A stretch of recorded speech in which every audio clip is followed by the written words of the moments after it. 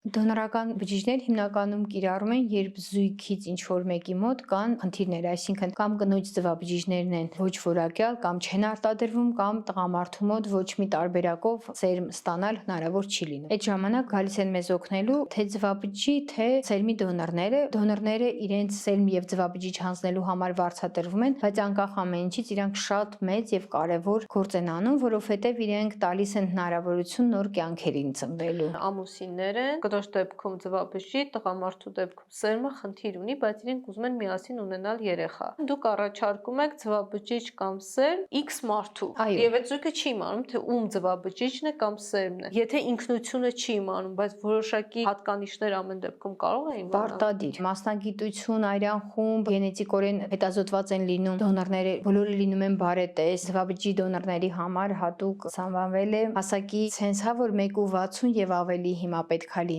Եվ իհարկե ողջունվում է բարձրագույն կրթությունը, մենք դոնորներին հետազոտում ենք մանրակրկիտ, նոր վերցնում ենք իրենց բջիջները այլ պացիենտներին առաջարկելու համար։ Միայնակ կանանց դեպքում երևի դա շատ կիրառվի, եթե կինը չունի կողակից, ուզում է շատ մայրանալ, կանանց դեպքում տարիքն էլ անսահմանափակ չի, հավանաբար նաև այդ դեպքերում են դիմում։ Իհարկե, եւ նաեւ հիմա պետությունը աջակցում է նման կանանց, ովքեր որ ուզում են միայնակ պլանավորել մայրությունը։ Պետությունը փոխհատուցում է, փոխհատուցում է, այո, ներարգանդային սերմնավորման, հետազոտման այդ փուլերը փոխհատուցում է։